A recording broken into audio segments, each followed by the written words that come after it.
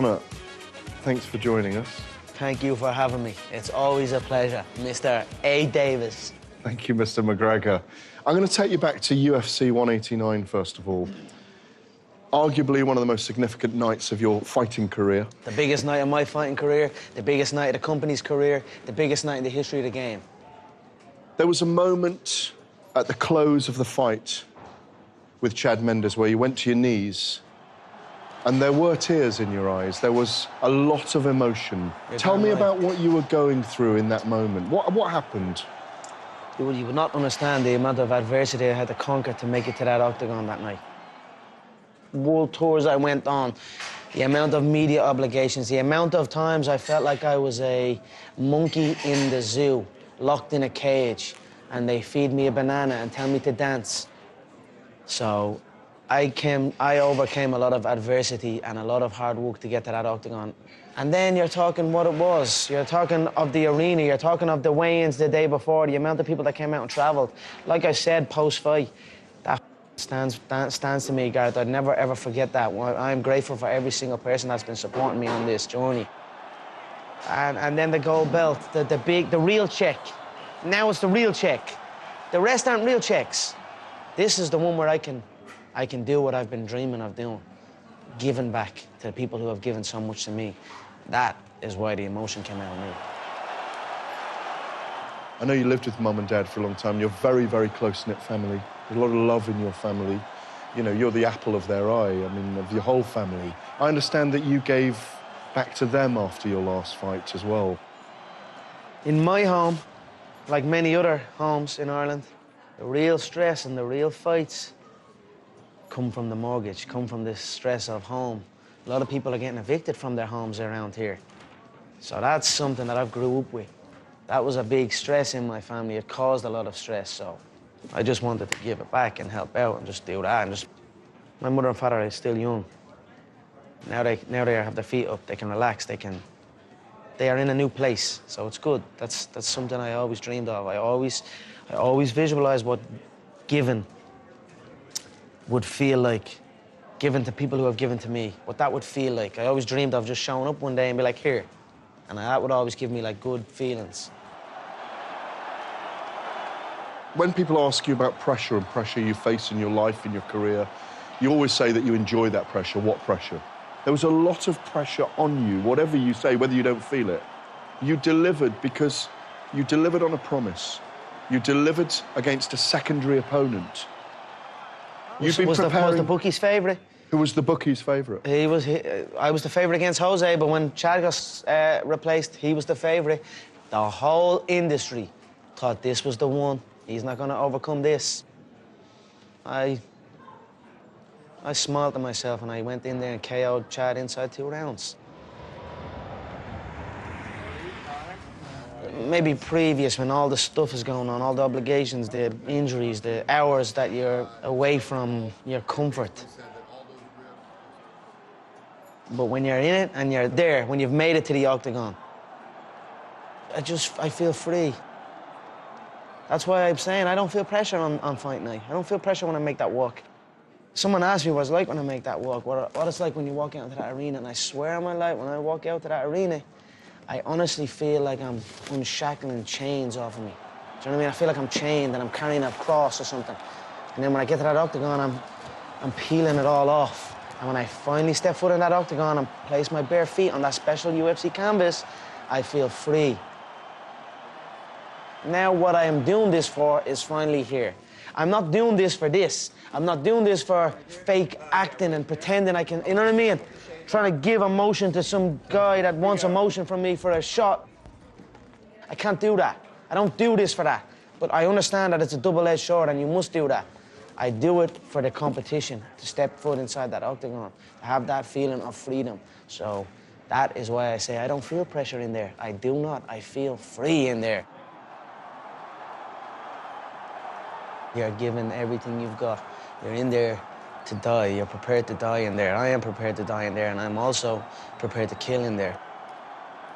People who haven't done it, people who maybe haven't seen fight sports in such a way and haven't been there very close, when you say I'm prepared to kill, I'm prepared to die, it might sound strange to them, but Do you have to have that attitude to be at the very top in your sport? I feel to be at the pinnacle of any game, in any, whatever you do, you've got to be a little bit gone to it. You're not all there. You've got to be almost insane to your craft. Not a lot of people can understand that. That's why I don't know about nothing else. I do not pay attention to nothing else. There was games of football on yesterday, there was rugby, there was this, there was that. And like normal society is like, let's talk about this and let's engage in this. And I can't do it. I just don't, people are talking to me and in my head I'm counting something. I'm counting up a number or I'm knee deep in a sequence on the mat or on the feet. That's my life, sequences and numbers, nothing else. I cannot pay attention to nothing else. Is it a beautiful obsession? Can I call it that? Is it a beautiful obsession? It's a beautiful life. Make no mistake about it, it's a beautiful life. I live good now. I live damn good. I live like I should, like I'm supposed to, like a young 27-year-old world champion should live. Where are the ring girls? That's right. That's a good point. You should walk around with a car and shake that. Big similar. That guy looks like orange cotton candy. You look like a 50-year-old retired skateboarder. A little fat old man you look like. You're not wearing your high heels today? High heel dress shoes? No, they're python skin. Python? I hunted them myself. We don't even know what python is in America. You went into the Tough House. I know the decision was made late. You went into the Tough House as Tough 22 coach. Literally 48 hours, 70-odd hours after fighting Chad Mendes. Did you have any time to reflect on your fight? I or were you barely just slept. Yeah. I barely slept. You look ravaged when you walked in there for the first bits of filming. I had ups and downs in Las Vegas over there, you know what I mean? But in saying that, I was going out sometimes, you know what I mean? You're trying to escape from it, but it was intense to go back to back. But I watched them come in, and I watched this energy and these young kids that have not experienced this yet. Ready? Let's fight. Get tough again, Saul. Get tough. Get tough. Atta boy. What's better than sitting in here and watching fights? Exactly. And this is what you do for a living. Are you kidding me? Are you joking me right now?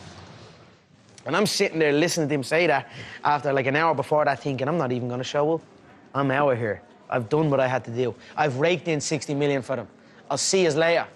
Don't call me unless there's a fight, and call me when the weigh-in day is there, and I'll show up on weight, and I'll fight. That's what I was thinking. But when I got there and when I was watching the fights and I was listening to him say that, and I started to think, look where we are. Look where we are. We're sitting here, Las Vegas, comfortable, watching these kids fight to chase a dream, to change their life. So I picked up a new lease of life from that, and then I went into it with that. But even still, you're still having ups and downs. It's a long 6 weeks. It's a long 6 weeks. They were locked in the house, but I was also locked in the house. I went in there the first day and was eyeing everyone up, sizing everyone up. Yeah, as opponents. Just, I don't know why I do that. I just do that. I size people up. I don't know why, but I do. I almost feel like when I step into this thing, I'm at war. I'm at war with everybody at all weights. But they were good people. They responded well. When you keep it real with somebody and you lay it out, I did lay it out. I said, I'm not gonna baby you, I'm not gonna hold your hand. I've been thinking of what way to approach it, so I wrote out some notes of what way I feel is best we'll do it. And just to let you know where I'm at with the whole situation. Everyone is here for their own benefit. Forget Team Europe and forget Team USA. There is no friends in this business. You are either here to win or you are simply a filler. We're all on our own journey, as am I. So this is it. You come in here and handle your own business. You don't need nobody to hold your hand. I told them the truth and let the chips fall where they may. That's on them. But that atmosphere and that speech and that vibe that we created in the gym, and that they're not truly friends here. This is business. Be comfortable in the training environment, help each other out, stay injury-free, because they're all already banged up.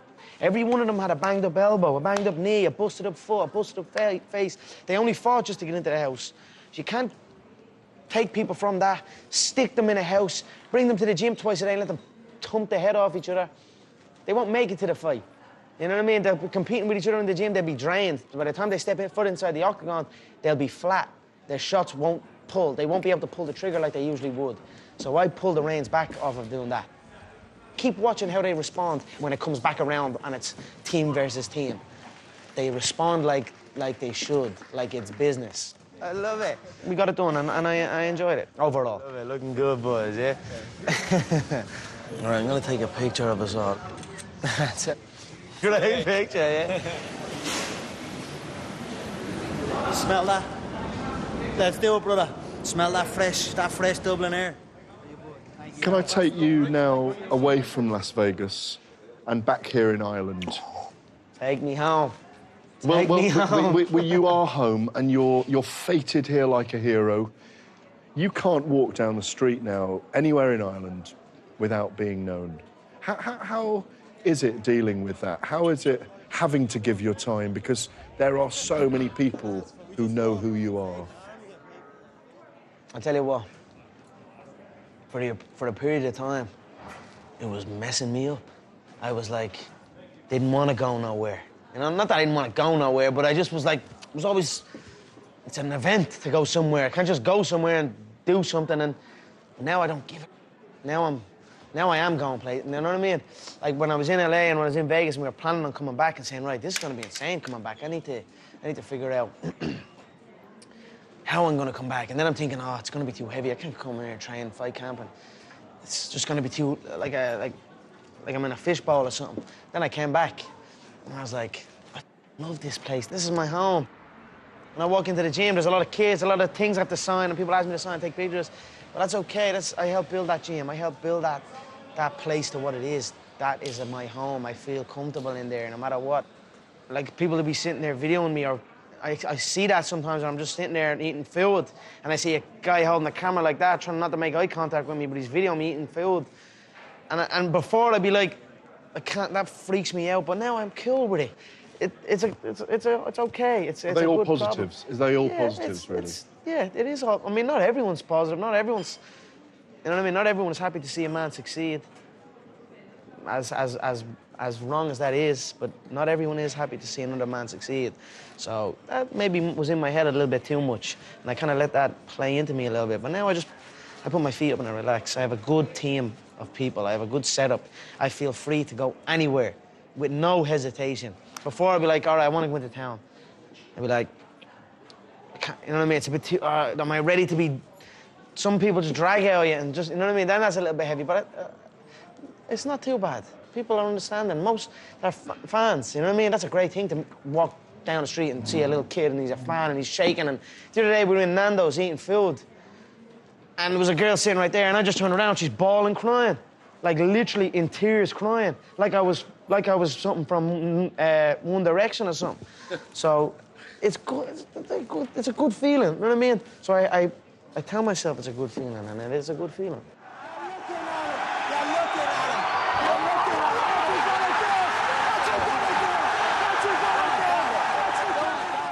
Jose Aldo. Do you have any feeling that he may not turn up on the night? Don't think he'll be there. I just don't think he'll be there. He didn't show up the last time. We'll see. Have you just got a hunch, a feeling that he just doesn't want to face you? Yeah. Is it based on history? He's pulled out of 5... History, eye contact, words, mind frame, even his gym, his training approach. I just don't think with all those things combined that he can make it to the contest. But if he shows up, I feel I will KO him inside one. If he makes that walk and if he is in the octagon, I feel every single movement I make will get an overreaction off of him because he's emotionally invested in it. There's too much in it for him. The whole country of Brazil, it's all piling on him. So I feel if I just go, he will react a million times too much. That's what I see the fight playing now. I feel him overreacting, overextending, and then being KO'd unconscious.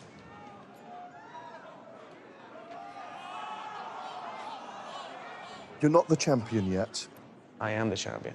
Well, you're actually the interim title holder at the moment. I'm a 3-time world champion. At the moment, you're the interim featherweight champion, and at the moment, he holds the belts. At the moment, I'm the Cage Warriors world featherweight champion. I'm the Cage Warriors world lightweight champion. I'm the UFC 145-pound featherweight world champion. But when you beat Jose, you become the unified champion. Okay, that's... He has one, I have one. My one's... You're only as good as your last one. His last one... 15 months ago. Who's the champion? Who's the champion there? So, interim. Take that interim out of there. There ain't no interim in this. I'm a world champion. He's a world champion. We're gonna find out who's the unified world champion. Don't put interim in there, I don't like that. Reebok sent a load of gear over and I said interim. So what the f is that interim doing on my... I showed up, he did not. Look into my eyes, little man. Little Brazilian. Ooh, vamos here. What happens if you do lose to Jose Aldo? That is not in the equation. That does not process in my brain for 1 second. Can you not allow yourself then as a fighter to go into that? I could try, Yeah. but it wouldn't happen. It wouldn't even happen. Is I there couldn't a- even try and feel that if I tried my best. It's not gonna happen. Is there like a safe that's in your brain that's locked and it just doesn't I don't open know. that door? I'm not a neurologist. I'm not a neurologist. I just cannot see it. I cannot feel it. So, It's fascinating that there isn't a chink of doubts, a chink of light that allows doubt into your mind over those Yeah. things. Where does that come from, I don't Conor? know, just from what I see, what I feel, what I know. And presumably all the hard work you put in that we don't see behind the scenes as well. Yeah, of course, most certainly. I feel when it comes to it all, it's easy for people to look in from the outside. But when you put it all together, not just the weigh-ins, not just the fight, all of the other stuff, nobody can do it better than me. Everyone else crumbles. Every single other person crumbles. But I show up. Marcus is hurt, looking to finish it here. This is why everyone's been talking about Conor McGregor. It's all over. Conor McGregor, another first-round win. Dana, 60 G's, baby! 2.5 years ago, you'd talked about, picking up a dole check, because you were in between fights. Did you have faith maybe back then that your time would come and that you would be able to explode onto the scene as you had? If I didn't, it wouldn't have happened. So I had to believe in it. I had to feel it. I had to have faith in it for it to happen. So you're damn right I did. So this journey you're on, it hasn't felt long and it doesn't feel anywhere near complete. I feel I'm only warming up.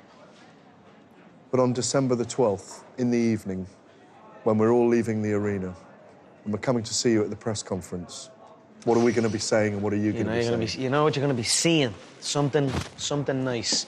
Something nice material. And where's it going to be? What do you mean, where's it going to be? Where's the material going to be? I mean, I'm draped around me. Fitted perfectly. What's going to be around your waist? You're going to see the belt right there, right on the stage. You're going to see a banged-up Brazilian. Hopefully we see that. Could be somebody else. But you'll see me there with a gold belt, a brand new custom-made suit, and a smile on my face.